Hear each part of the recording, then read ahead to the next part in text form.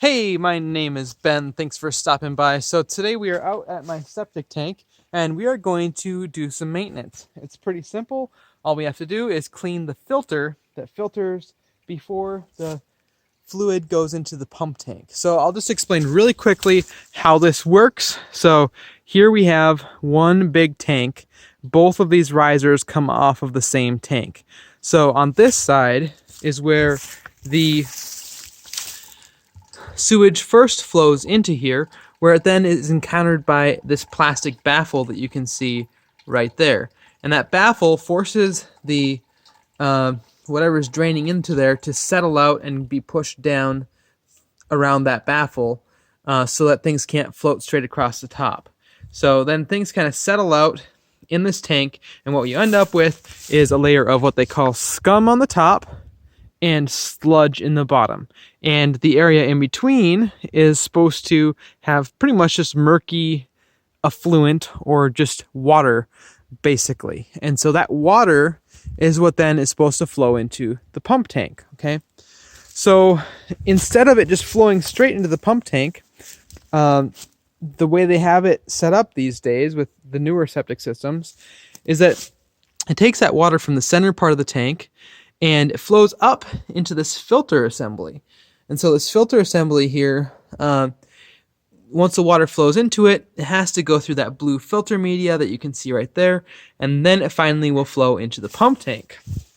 Once it gets into the pump tank, it then can be pumped up and out and into the drain field, which you can't really see due to the overgrowth of foliage, which I need to take care of. But anyway, so that's kind of how that's supposed to work. So if your system is older, most likely you won't have a filter. And so you can just pull the cover off, look down in there and see if you have a filter or not. There should be a handle extending up like the handle that I put on this one. But if you don't have a filter, it will look similar to this. And there'll be another baffle on that side of the tank, and that will make it so anything large can't flow into the pump tank. But a baffle is not as good as having a filter. So that's what that plastic black thing is right there. So it varies a lot from tank style to tank style. So yours is going to not be exactly the same. That's for sure. But anyway, so we're going to clean this filter, and this is something you should do probably about once a year. So I'm just going to get a hold of it and give it a good tug, and it pulls out quite nicely. Now when you pull this out, if it works properly, there is a ball, a red ball down in the bottom that is pushed down by that black foot there. Here, let me get you a better shot. Just a second. I want to drop the phone into the tank. So this black end piece here is kind of rounded shaped. I don't know if you can see that at all. But basically that is pushing down a big plastic ball. And when you pull it out, that ball acts as a check valve so that stuff can't flow into your pump tank while you have the filter out. So as you can see, this filter doesn't look too bad. I was going to get out the power washer, but honestly, I think we can just spray it down with a garden hose. But all that stuff that's accumulated on there has been prevented from going into the pump tank. And that is good because your drain field is basically a whole bunch of 2-inch PVC with 1/4-inch holes drilled in it every like 3 feet. So let's imagine that this would be like this pipe right here having 1/4-inch holes drilled in it, and over time those holes can get plugged up with little bits of lint and hair and who knows what else that gets through to your pump tank and then gets pumped into your drain field. In fact, at my dad's place, they just had to dig up their whole drain field and put in new distribution pipes because the old ones were plugged. And surprise, surprise, he has no filter on his system, but it did last quite a while despite that. So, yeah. All right, let's go over here and get this thing sprayed out. You also need to be very aware of your septic tank in that don't leave those covers off unattended because it's extremely dangerous. You don't want any animals or people falling down there. So be careful. Okay. So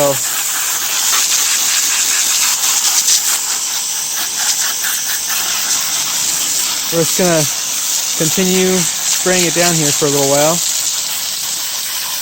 Yeah, if your filter plugs up, it can be a big problem. So definitely just good to do it once a year. It doesn't take that long, and you'll be glad you did.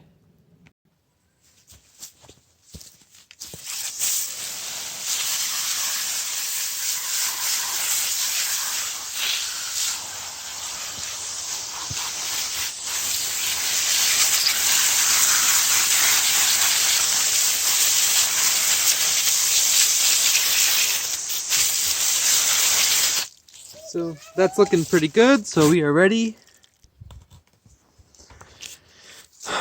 Okay, so this filter appears to be pretty much ambidextrous, but when you pull yours out, you could pay attention to which direction it was facing. But thankfully, this one doesn't seem to matter which way it goes. So we'll get that set back down here until it's lined up. And there it goes. Push it down until it fully snaps into place. So there it is. Beautiful. Okay. So simple enough, right? Clean that filter out and you'll be good to go for another year. So just stay on top of it and you'll be glad that you did. If you're wondering about how often to pump your tank, the pumping companies say every 2 years, but in my opinion, 5 years is fine. So a little bonus information there for you. So at some point I'll probably make a video about more in depth about how septic system works, but we'll see how that goes. If this video helped you out, please hit that thumbs up button and subscribe down below for more videos like this one. And hit that bell icon to be notified about future videos. Thanks a ton for watching, and we'll talk to you in the next video. See ya.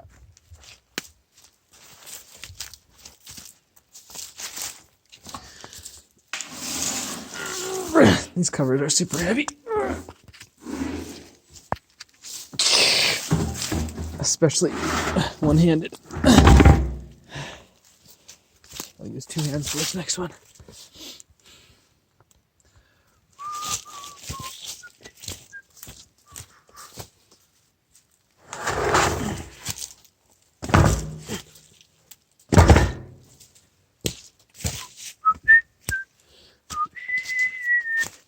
Hey, the cat even survived. Didn't fall in the hole.